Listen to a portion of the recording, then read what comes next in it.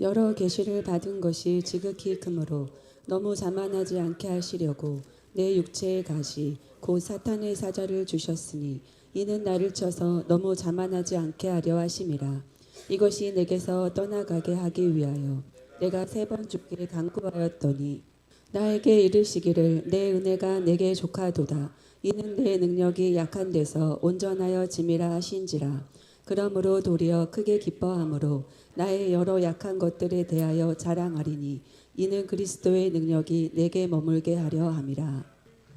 오늘 본문은 사도 바울이 고린도 교회에서 얼마나 많은 고난을 받으셨는지에 대해서 토로하는 내용입니다.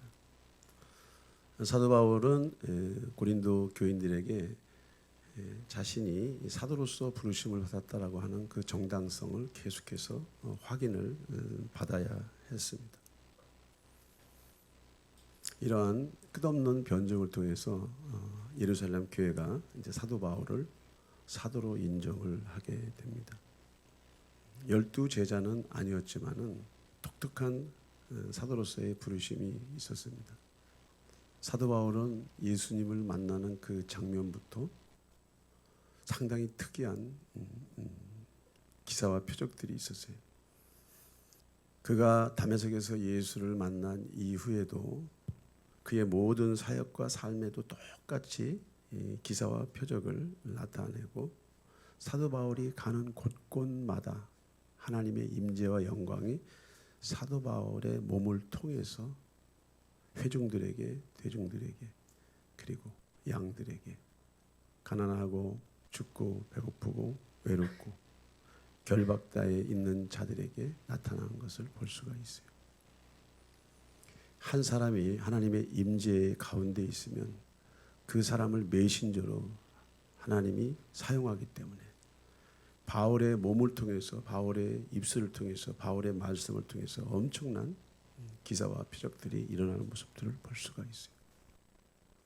사도 바울이 가장 고상한 고백을 했는데 내가 몸 밖에 있었는지 몸 안에 있었는지 나는 몰라. 그러나 나는 14년 전에 셋째 하늘에 이끌려 간지라. 초자연적인 세계의 경험을 사도 바울이 하게 된 거죠. 우리의 신약 성경을 대부분 사도 바울이 다 썼어요.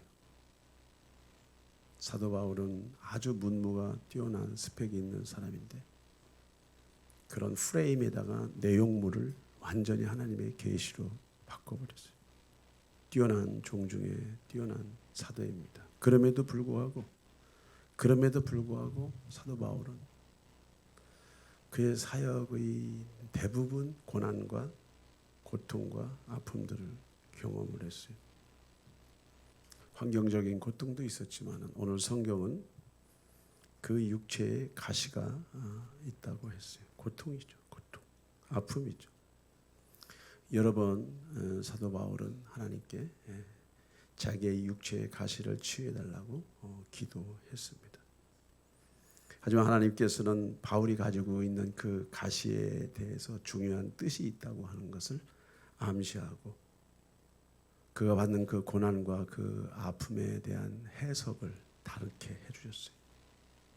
여러분들 인생이 어디서 와서 왜 살며 어디로 가는지 모르는 이 미지의 삶 같지만 하나님은 저와 여러분들의 삶 속에 형통한 날을 또 곤고한 날을 두셔서 형통한 날에는 기뻐하게 하시고 곤고한 날에는 자신을 뒤돌아보게 하셨다 하고 말씀하고 계셔요.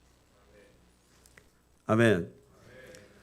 이 두 가지 일을 병행하셔서 사람이 사람의 분수를 넘어가지 못하도록 하나님께서는 제도적으로 그렇게 만들어 놓으셨다고 하는 것을 여러분들이 잘 이해하시기를 축원합니다. 무엇 때문에 저와 여러분들에게 형통한 날과 곤고한 날을 병행하도록 하셨냐? 우리가 끝없이 사람이 자기 지혜와 자기 능력과 자기 지식과 자기 경험을 의지하냐? 하나님의 생각을 구하고 하나님의 뜻을 구하도록 하나님께서 고난의 신비 속에 이 비밀들을 감춰놓은 줄 믿습니다. 내 생각이 너희의 생각과 다르며 내 길은 너희의 길과 다름이니라. 나는 알파와 오메가고 영광 그 자체란 말이죠. 저와 여러분들은 피조물이에요. 예수를 깊이 만나야 내가 누구인지 내 세포가 스스로 자기 자신을 증명을 해요. 하나님의 임재와 하나님의 영광, 성령의 임재와 성령의 영광 깊이 들어가면은 굳이 배우지 않아도 깨달아지 않아도 깨달아지고 배워지고 알아지고 믿어지는 줄 믿습니다. 이것이 예수 믿는 맛이에요. 이것이 예수 믿는 맛이라고. 오늘 본문을 통해서 바울에게 고난의 가시를 주신 이유가 무엇인지 우리가 한번 살펴봐야 될 줄 믿습니다. 여러 계시를 받은 것이 지극히 크므로 너무 자만하지 않게 하시려고 내 육체의 가시 곧 사탄의 사자를 주셨으니 이는 나를 쳐서 너무 자만하지 않게 하려 하심이라. 이것이 내게서 떠나가게 하기 위하여 내가 3번 주께 간구하였더니. 특별한 만남을 경험한 이후에 사도 바울은 육체를 입고 있었지만은 그 육체를 움직이는 힘이 따로 있었어요. 강도는 강도의 에너지를 가지고 살아. 사기꾼은 사기꾼의 에너지를 가지고 살아. 악한 사람들은 악한 사람의 에너지 기운을 가지고 살아. 종교인들은 종교인들의 에너지 기운 스피릿을 가지고 살아. 그런데 하나님의 영을 깊이 경험한 사람은 알파요 오메가인 전능하신 하나님의 성품과 그분의 능력과 그분의 신성, 그분의 영광이 우리의 육체를 통해서 우리의 인격을 통해서 밖으로 나오는 줄 믿습니다. 바울이 경험한 이 다메섹에서의 경험은 아주 특별한 경험이었죠. 그의 이성으로 상식으로 이해할 수 없는 그 경험들을 통해서 바울은 자기가 누군지 알았고 그가 그리스도의 성령을 만났을 때 그분이 하나님이었다는 것, 그분이 그리스도였다고 하는 것도 누가 가르쳐 주지 않았는데 알게 됐어요. 이런 놀라운 영적인 경험을 한 이후에 바울은 온 유럽과 로마 제국에 복음의 메신저로서 그렇게 사도 역할을 했어요. 가는 곳곳마다 교회가 세워지고 가는 곳곳마다 사람의 역사가, 지역의 역사가, 가정의 역사가 변화됐어. 이것이 은혜야. 진짜 예수쟁이가 있는 곳에는 반드시 치유가, 변화와 도전이 새로워지는 줄 믿습니다. 그래서 바울이 가는 곳곳마다 기사와 표적이 일어났어요. 여러분들 기사와 표적 경험해보지 않고는 그게 어떤 루트로 오는지를 몰라. 기독교 신앙은 경험적인 신앙이에요. 여러분이 아는 것과 그 아는 것이 여러분에게 실제가 되기 위해서는 하나님이 일을 하셔야 돼. 성령님이 일을 하셔서 내 인격에, 내 정신세계에, 내 육체에, 내 생활에, 내 삶에 들어와야 되는 줄 믿습니다. 그런데 이렇게 사도 바울의 위대한 사역의 업적에도 불구하고 하나님께서 사도 바울에게 가시를 준 이유는 자만하지 않게 하기 위해서라고 합니다.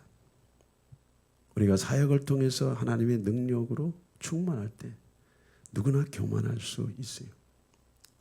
루시퍼가 어째서 자기 위치를 떠났습니까? 어째서 자기 바운다리를 넘어서 하나님의 바운다리에 침범했습니까? 교만은 남의 바운다리를 열어 침공하고 남의 바운다리를 자기 것으로 취하고 이것을 현대 버전으로 갖고 오면 경계선 성격 장애라는 거예요. 경계선 성격 장애. 이 스피릿의 뿌리는 사탄이에요.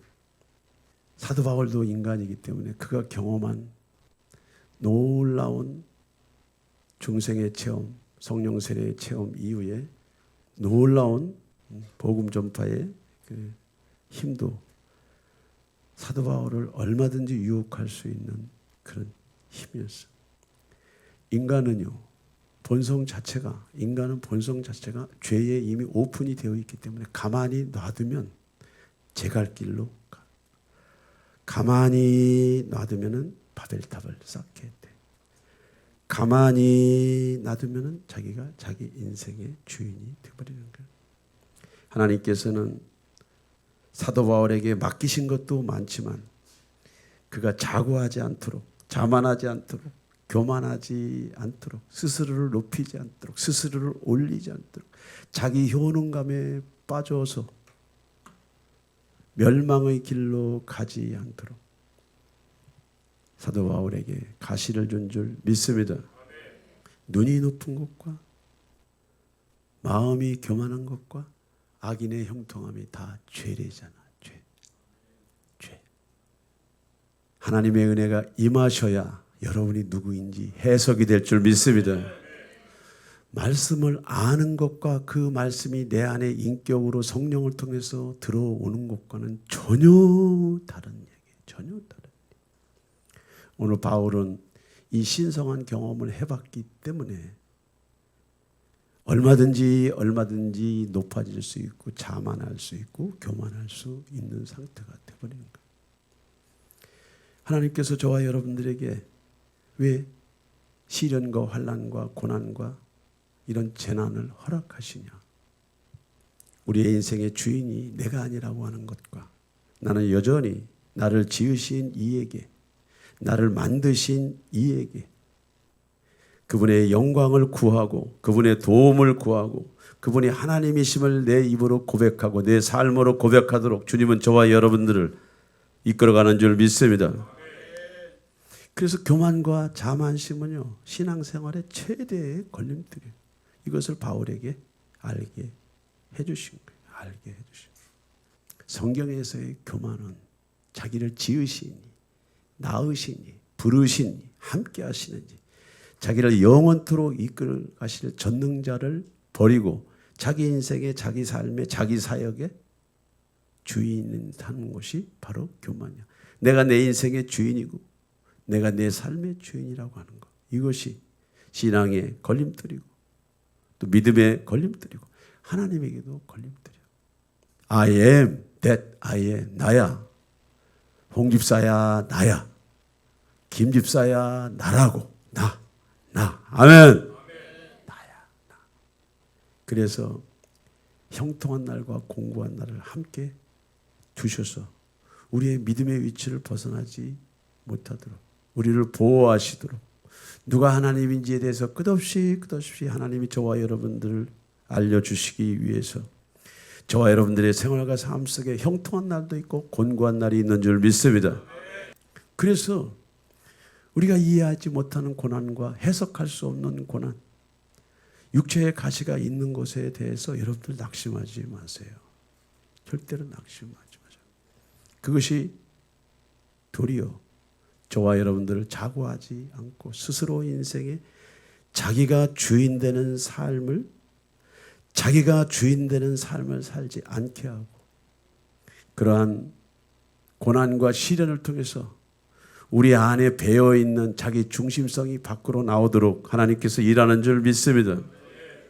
우리는 고난을 통해서 자고하지 않고 자기 위치를 벗어나지 않을 수도 있지만 또 다른 고난을 통해서 자신의 한계를 알아야 돼. 분수를 알아야 돼. 한계와 분수를 알아야 되는 거예요. 바울은 오늘날로 말하면 스펙의 완전한 도를 경험한 사람. 그러니 그 내면 세계 효능감이 얼마나 하겠습니까? 과대 자기 도취가 얼마나 많겠냐. 효능감이라고 하는 거 여러분들 아세요? 그것이 뭔지. 자기도취라고 하는 거 아세요? 그것이 뭔지. 저는 심리학자예요. 이 효능감과 자기도취 이면의 저항과 반감, 완고, 반사회성, 나르시즘, 경계선 성격장애, 사탄이 심어놓은 모든 멘탈이 다 들어가 있어요. 이 스펙 안에. 그것을 현대인들은 붙잡아 쫓아다녀. 그것이 하나님이에요. 그것이 삶의 목표고 삶의 방향. 이러한 스펙을 가지고 있는 바울, 자기 효능감으로 하늘을 찔러 듯한 이 바울, 이 과대망상의 도취에 빠져 있는 바울, 그가 하는 일은 예수 믿는 사람 잡아 죽이는 일이요. 알파와 오메가의 신,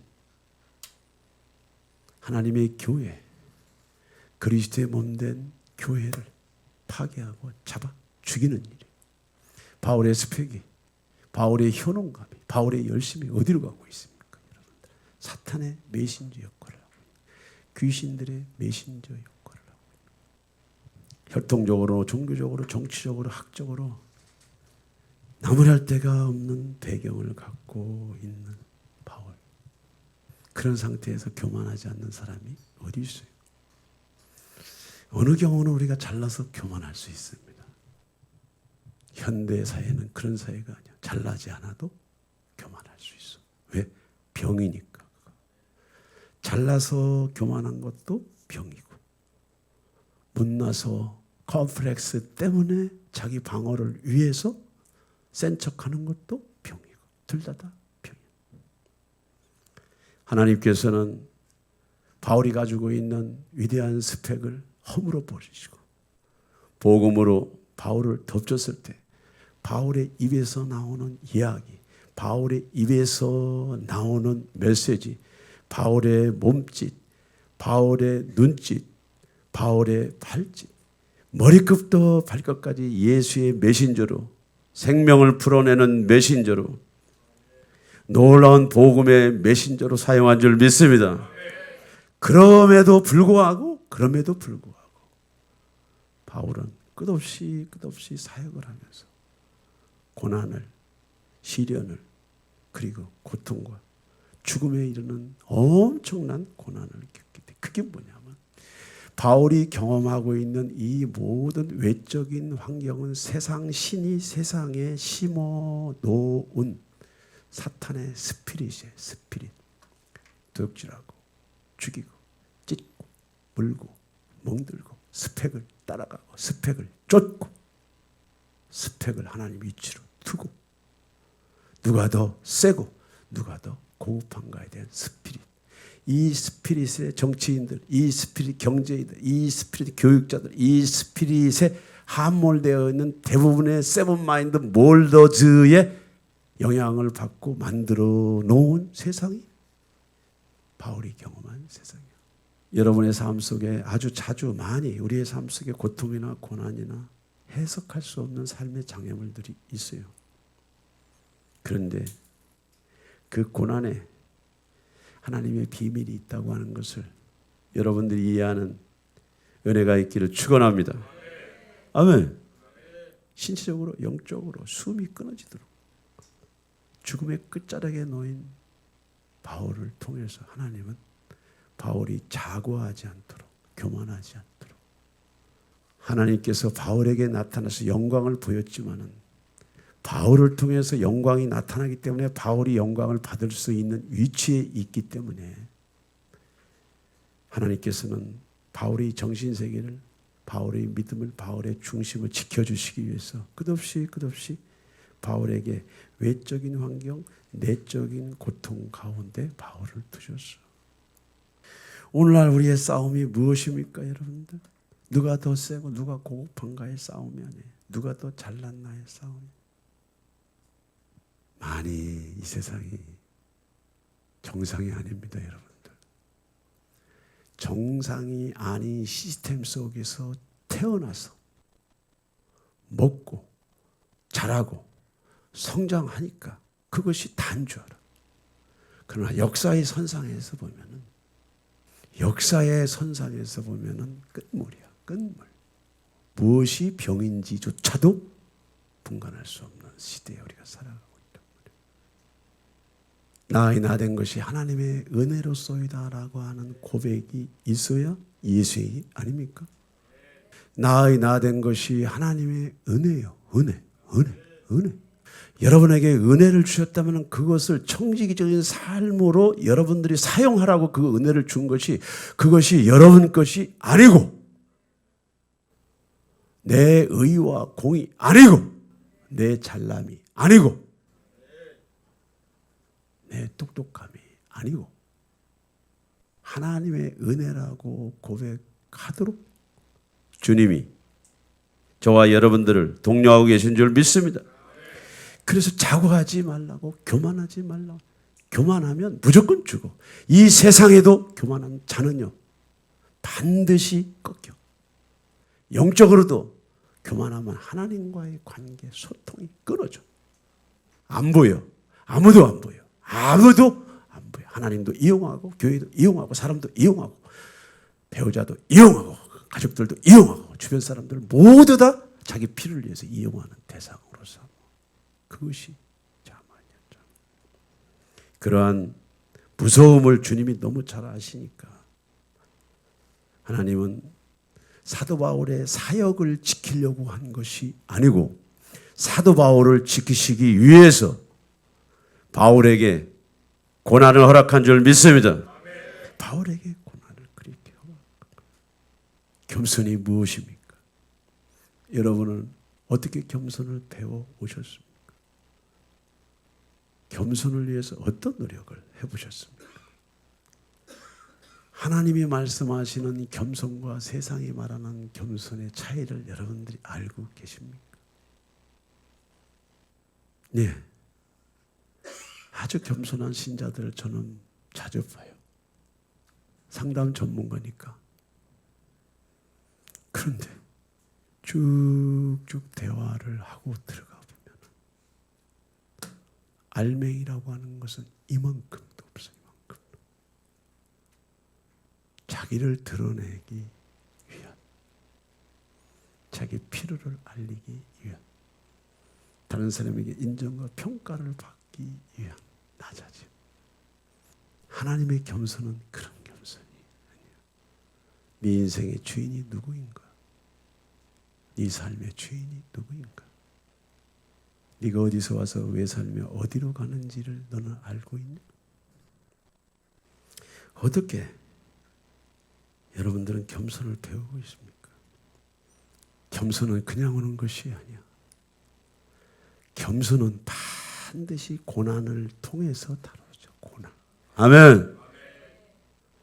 겸손은 반드시 고난을 통해서 다루죠. 잘 나갈 때 겸손을 배울 수 있습니까? 몰라. 그때는 인간이 그렇게 능력이 있지 않습니다. 조금만 잘 나가도 자신도 안 보이고 가족도 안 보이고 이웃도 안 보이고 다 안 보이고. 겸손은 고난을 다루는 해석하는 능력에서부터 겸손을 배워가는 줄 믿습니다. 여러분의 생활 속에, 여러분의 삶 속에 장애물이 있다면, 고통이 있다면, 문제가 있다면, 사건이 있다면 그 사건이 여러분들을 하나님께로 인도해가는 하나님의 지혜인 줄 믿습니다. 하나님의 신비인 줄 믿습니다. 모세가 장성한 후에 한 번은 자기 형제들에게 나가서 그들이 고되게 노동하는 것을 보더니 어떤 애굽 사람이 한 히브리 사람 곧 자기 형제를 치는 것을 본지라. 바로가 이 일을 듣고 모세를 죽이고자 하여 찾는지라. 모세가 바로의 낯을 피하여 미디안 땅에 머물며 하루는 우물 곁에 앉았더라. 모세는 바로의 왕자였어요. 애굽에서 문무를 경험했어요. 오늘 성경은 정당한 의분조차도 하나님의 방법으로 나타나야 되는데 모세는 혈기를 부리면서 이제 광야로 도망가게 됐는데 이 사건 배후에 하나님이 다 계셨어요. 미디안 40년에서 광야 40년에서 모세는 자기의 인생을 포기할 정도의 시간들을 보내고 있었어요. 왕자 40년, 이것을 빼는데 40년. 하나님의 목적이 뭐예요? 하나님이 모세를 쓰시기 위해서 어떻게? 출애굽의 사도로 모세를 쓰시기 위해서 모세의 무엇을 걷어내야 되냐면 그 안에 있는 효능과 세상 지식, 자기 경험 그 모든 것들을 걷어내기 위해서 모세를 미디안 광야로 밀어넣으신 거예요. 밀어넣으신 거. 쓰시기 위해서. 누가 너의 하나님인지에 대해서 모세의 정신세계 안에 그것들을 심어주기 위해서 40년이라고 하는 세월을 하나님은 기다리신 거예요. 어떠한 방법으로? 왕자의 신분에서 양치기의 신분으로 바뀌어버렸어. 기약이 없어. 미래가 없어. 소망이 없어. 자기가 살아본 경험이 있는데, 살아본 맛이 있는데, 부귀영화를 누려본 그 경험이 있는데, 여러분들 광야에서 40년을 산다고 하는 게 여러분들 상식적으로 이해가 되세요? 수도 없이 모세는 꺾이고 또 꺾이고 또 꺾이고 또 꺾이고 꺾이고 꺾이고 꺾이고 자기 인생을 포기하는 시간이 40년. 하나님은 어떤 방법을 쓰세요? 알 수 없는 효능감, 알 수 있는 효능감, 두 가지 효능감을 빼내기 위해서, 자고함을 빼내기 위해서, 그 지식을 빼내기 위해서, 경험을 빼내기 위해서 하나님의 방법은 모세를 고난의 시련의 환난의 광야로 내보낸 줄 믿습니다. 여기서 모세는 이러한 하나님의 섭리에 대해서 모세가 깊이 이해를 했습니까? 아니요. 지혜로운 사람은 자기의 현실을 수용을 해야 돼. 수용. 자기가 살아온 삶이잖아. 자기가 선택한 삶이잖아. 여러분들이 선택하고 여러분들이 결정한 삶이잖아. 그러니 그에 대한 열매도 여러분들이 여러분 것으로 받아들여야 되잖아. 남의 얘기합니까? 남 탓합니까? 세상 탓합니까? 환경 탓합니까?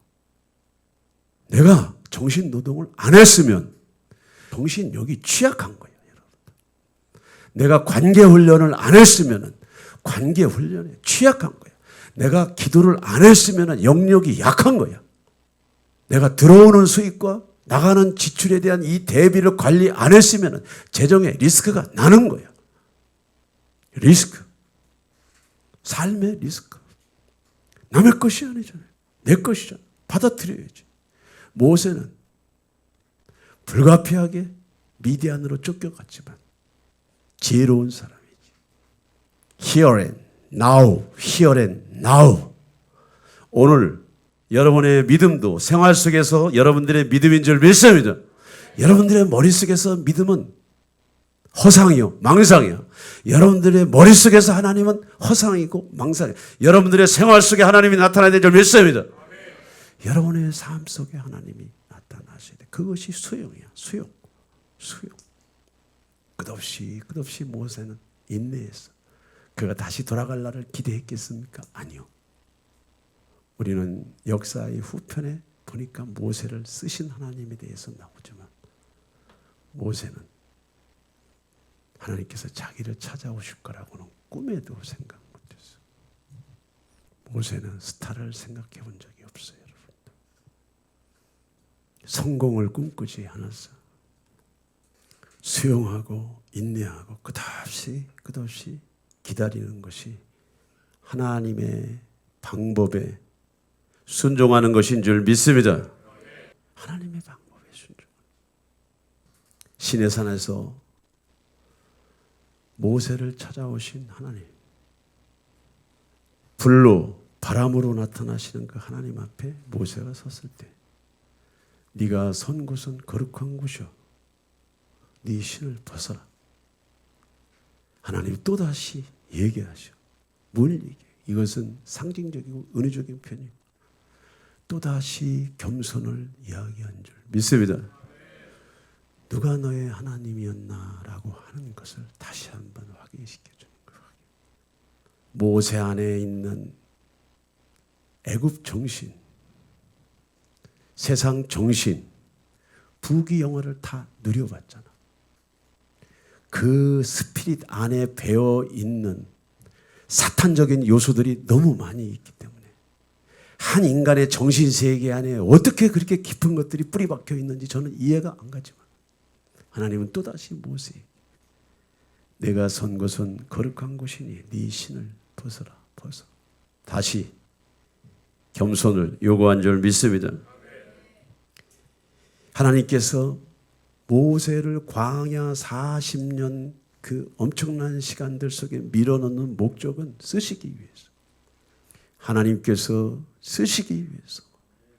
하나님이심을 알려드리기 위해서 모세 안에 있는 효능감, 자기 도취, 나르시즘, 경계선 성격장애라고 하는 다양한 종류의 이런 팩트를 걷어내기 위해서 광야로 밀어낸 줄 믿습니다.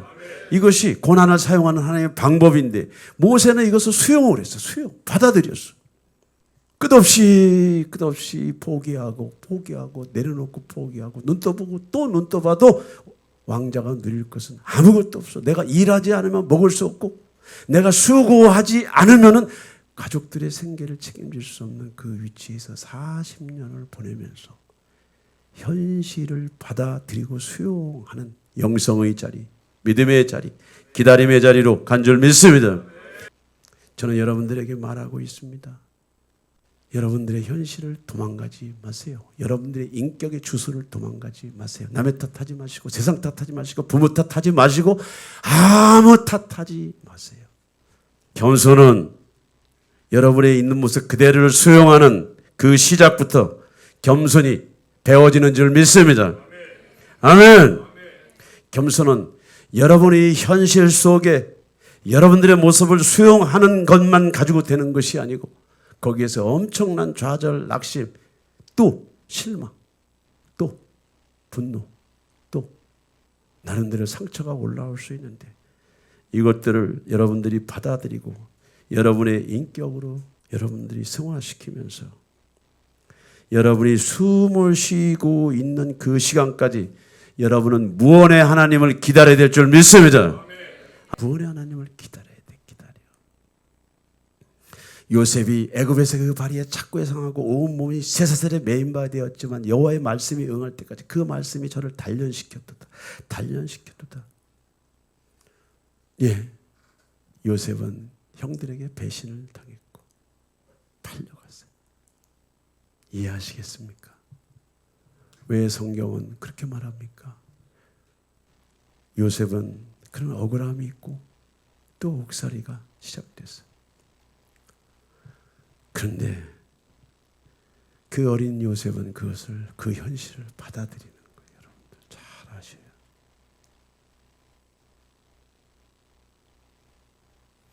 형통한 날에 기뻐하고 곤고한 날에 뒤를 돌아보게 하는 거. 뒤를 돌아보게 할 때는 이유가 있는 거예요. 이유. 변론하지 않았습니다. 남 탓하지 않았습니다. 세상 탓하지 않았습니다. 고난의 신비를 요셉이 다룰 줄 알아서 다룬 것이 아니야. 요셉의 마음 중심에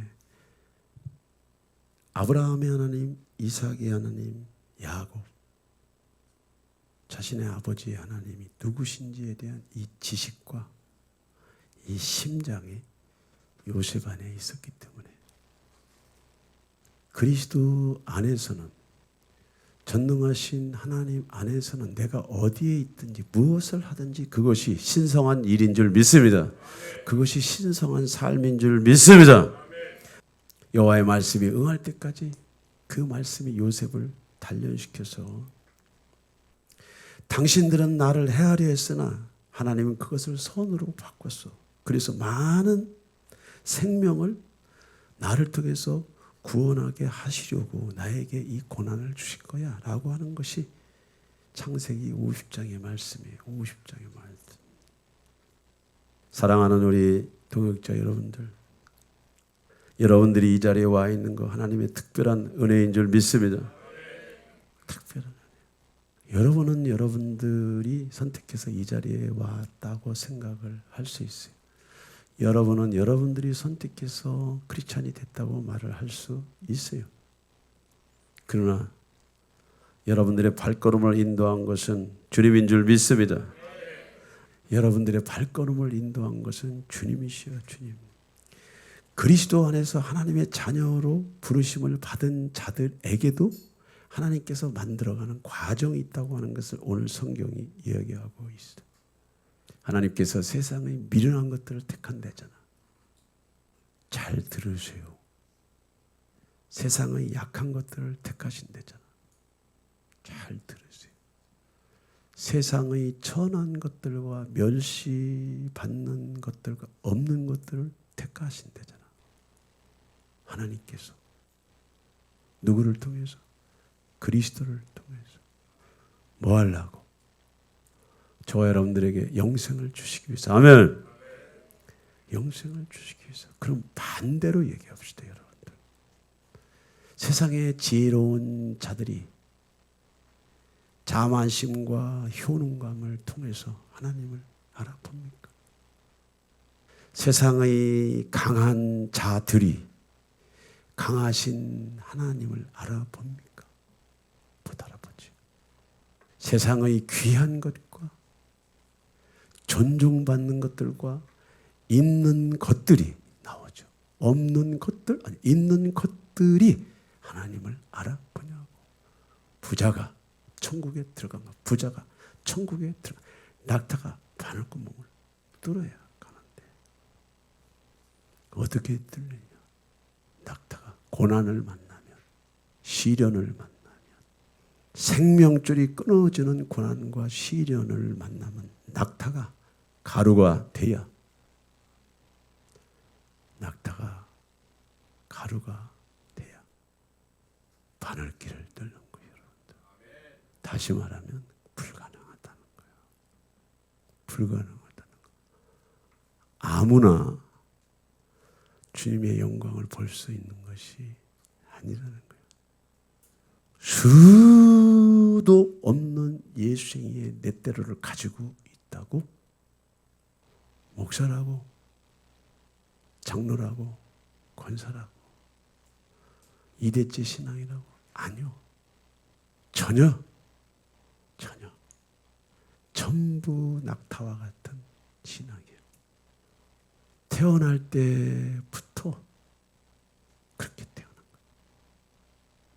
그래서 하나님은 저 여러분들을 이 자리에 불러 오셨지만 그리스도 성령을 모시기까지의 과정이 또 있어요. 입교 이후에 집사, 장로, 권사, 목사도 될 수 있는데 지금 그런 얘기를 하는 것이 아니에요. 입교 이후에 예수 그리스도 안에서 거듭나는 그 과정은 낙타가 바늘구멍을 뚫는 과정의 은혜인 줄 믿습니다. 사람의 힘으로 될 수 있는 게 아니라 사람의 능력으로 될 수 있는 것이 아니란 얘기를 하는 거예요. 여러분의 삶 가운데 이해하지 못하는 고난 삶의 가치가 있습니까? 여러분 그 가치가 무엇입니까? 무엇이 여러분들을 고통스럽게 합니까? 누가 여러분들을 고통스럽게 합니까? 누가 여러분들을 괴롭히냐고요. 여러분은 누구를 괴롭히고 있습니까? 여러분은 누구를 괴롭히고 있냐고. 괴로움이 여러분 안에 들어와 있어. 안에. 여러분의 정신세계 안에 고통이 들어와 있어. 여러분의 정신세계 안에 재앙과 시련과 환난이 들어와 있어. 잘못된 지식과 잘못된 경험, 잘못된 스피릿, 잘못된 태도, 자세를 어릴 적부터 보고 배워가지고 그것이 하나님인 것처럼 자기의 인격인 것처럼 여러분들이 그것들을 안고 살아왔기 때문에 하나님께서는 여러분들을 그리스도의 몸 안으로 이끌어 오셨지만 그리스도의 몸을 통해서 낙타가 부서지는 가루가 되는 은혜가 여러분들에게 있어야 될 줄 믿습니다. 무엇이에요? 나의 나 된 것이 하나님의 은혜다라고 하는 이 고백은 입술의 고백이 아니에요. 하나님, 내가 이것을, 저것을, 그것을 주 앞에 회개합니다. 이런 얘기가 아니고 하나님, 나의 존재 자체가 주 앞에 엎드립니다. 나의 존재 자체가 주 앞에 무릎을 꿇겠습니다. 우리는 이 문제의 고통, 아픔, 상처, 또 상황, 환경, 모든 결핍, 그 재난을 통해서 여러분들을 다스리기를 원하는데 여러분들은 그 재난을 하나님이 가져가기를 원하시고 여러분들을 괴롭게 하는 그 사람이 변화되기를 여러분들은 기대하시는데 발신자인 하나님께서 가라사대 말씀하실 때 수신자인 여러분 개인에게 주님께서 명령하는 명령이 성경 66권인 줄 믿습니다. 여러분들이 할 수 있는 일은 이웃을 변화시키는 것이 아니고 다른 사람에게 예수에게는 이렇게 살아가는 거야 라고 하는 것을 보여주는 것이 성경에서 말씀하는 건 줄 믿습니다. 발신자인 하나님께서 가라사대 수신자는 저와 여러분들에게 개인에게 얘기합니다. 하나님, 나는 미련한 것이 맞아요. 근데 여러분들 정말 저 말씀을 붙잡고 여러분 것으로 받아들이면 어느 정도까지 이해와 각성이 되십니까? 귀신이 방울만 흔들어도 좌청우돌하고 사소한 말 한마디에 엎치락뒤치락 해 대고 다른 사람의 좋고 옳음에 대한 이해와 공감력이 떨어지고 다른 사람의 고통과 아픔, 이 사회의 엄청난 고통에 대한 감찰도 떨어지고 하루 밥 세끼 먹고 숨 쉬는 것 말고 뭐가 있냐고. 무엇을 우리가 고통스러워하냐고. 무엇을 우리가 힘들어하냐고. 냉정하게 생각해 보세요. 그럼에도 불구하고 우리가 너무 지혜롭게 말해. 너무 많이 알아. 너무 똑똑해. 기가 막혀. 그 얘기는 뭐냐. 다메섹크에서 바울을 찾아오신 그리스도의 임재의 그 은혜의 깊이를 우리가 아직 맛을 전혀 못 보고 있다는 거예요.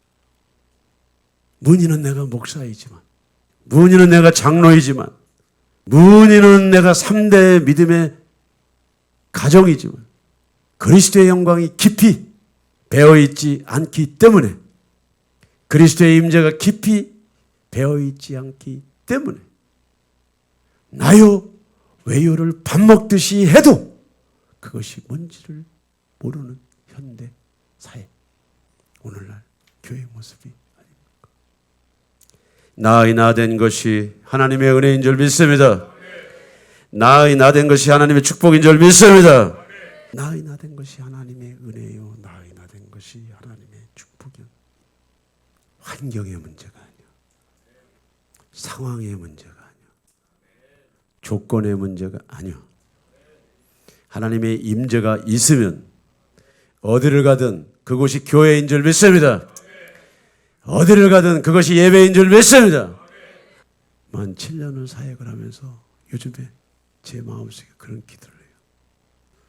고난과 시련을 통해서 하나님이 두 가지 일을 하셨구나. 하나는 외적인 환경, 문제, 상황에 대해서 해석하는, 그 고난을 해석하는 태도, 자세를 하나님께서 가르쳐 주셨고, 또 하나는 내 안에 이미 들어와 있는 메뚜기의식, 피해의식, 열등의식, 가난의식이 컴플렉스가 밖으로 나올 때는 교만으로 나타나잖아.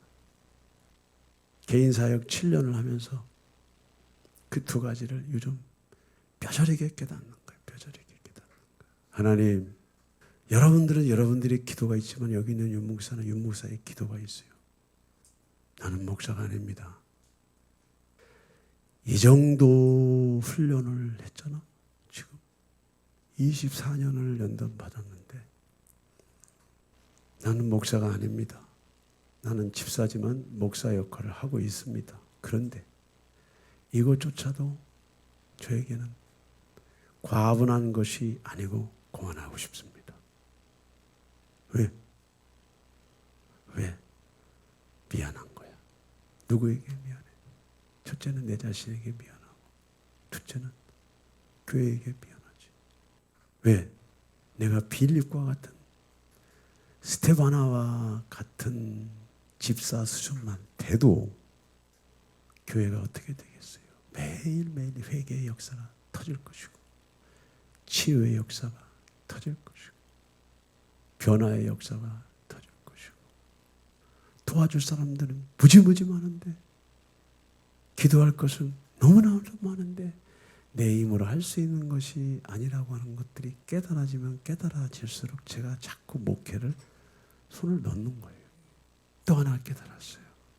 구원을 주시기로 작정된 자들인데 밖으로 드러나는 자만과 안에 내면 세계의 영적인 자만으로 완전히 잡혀있는 자들을 무슨 수로 윤 목사가 설득을 시키고 이해를 시키냐고. 섬겨서 될 일이 아니야. 그거는 섬겨서 될 일이 아니라고. 그래서 하나님의 능력이 나타나야 돼. 능력. 하나님의 능력 플러스 교회의 엄청난 중보가 이루어져야 한 영혼이 돌아오는 거. 이러한 현실을 제가 수용을 자꾸 하게 돼. 수용을 하게 돼. 이 현실을 수용하게 돼. 그래서 자꾸 여러분들을 내려놓는 거야. 여러분들에 대한 고민, 근심을 자꾸 내려놔. 이거 내가 할 일이 아니야. 내가 할 일은 주님에게 엎드리는 일이야. 사람 섬겨서 되는 일이 아니야. 섬긴다고. 그것은 기본. 내려놓고. 요즘 계속 휴식을 취하는 거예요. 뭐 하려고? 하나님, 자고하지 않기 위해서 하나님께서 재난을 주셨다고 하는 의미는 뭐예요? 내가 지금 무엇을 붙잡고 있는지에 대한 빠른 평가, 빠른 분석이 있어요. 분석. 아직도 내가 주 앞에 힘을 빼야 될 것들이 있었구나. 나는 다 빠졌다고 생각을 했는데, 다 뺐다고 생각을 했는데 엄청나게 빠져야 될 힘, 에너지 기운이 내 안에 있었구나. 엄청나게 빠져야 될 힘, 에너지 기운, 자만심은 뭐냐? 자기 문제에 대한 수용보다 다른 사람의 변화를,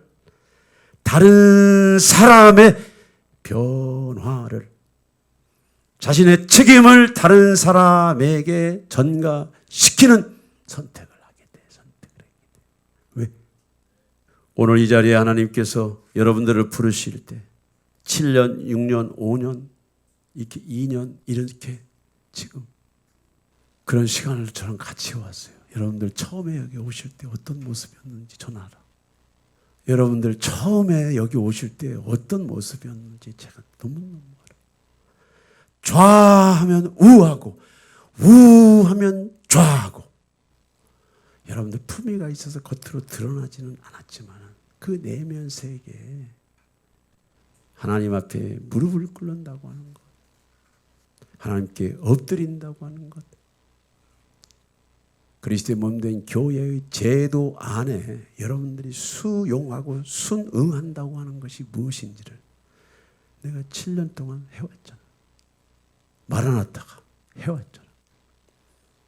이러한 스피릿은 모든 교회에서 동일하게 이런 시간들이 실행이 돼야 될 주제들이야.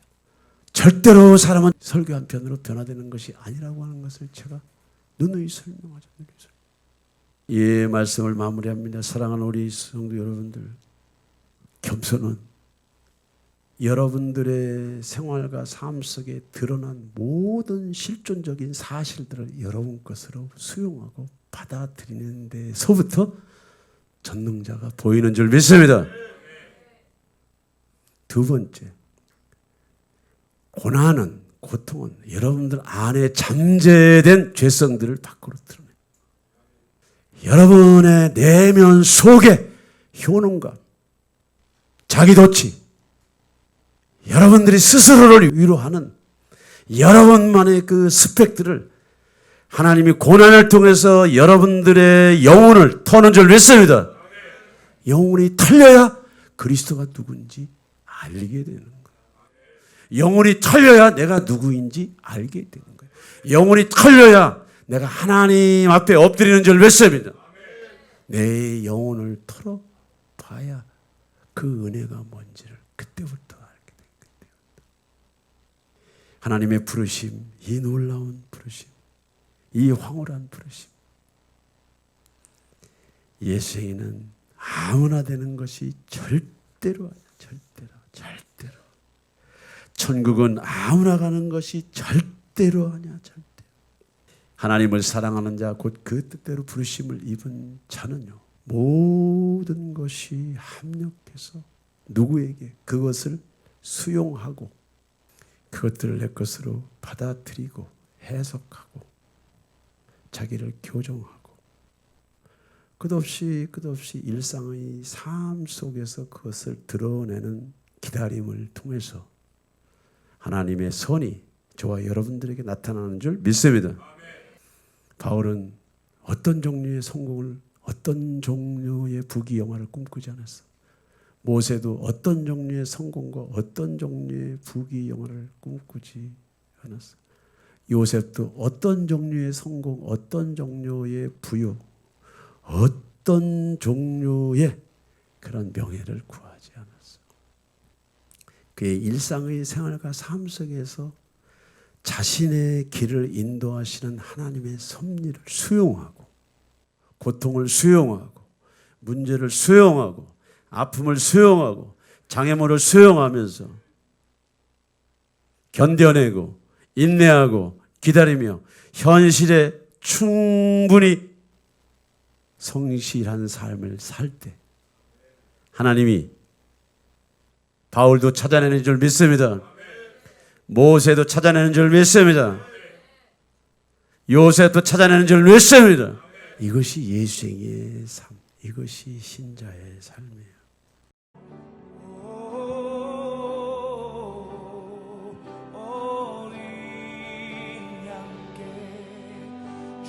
존귀하신 분,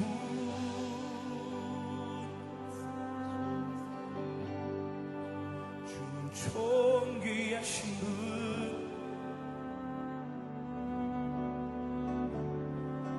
만물 주께 나와 주께 돌아가니 영광 받으소서.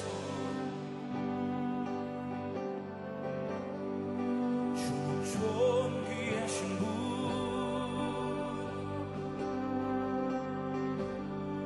주는 존귀하신 분,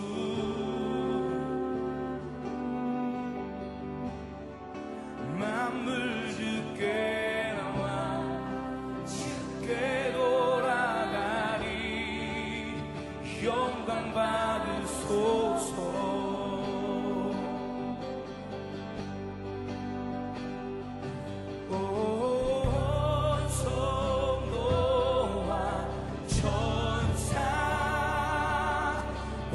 보좌의 경배, 모든 장로들 면류관을 드리네. 어린 양께 온 성도와 천사 보좌의 경배, 모든 장로들 면류관을 드리네. 어린 양께 주는 존귀하신 분,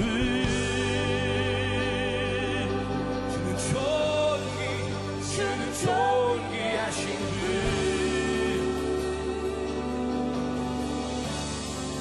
만물 주께 나와 주께 돌아가니 영광 받으소서.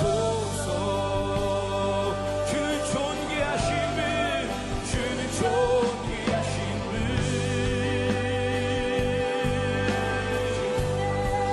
주는 존귀하신 분,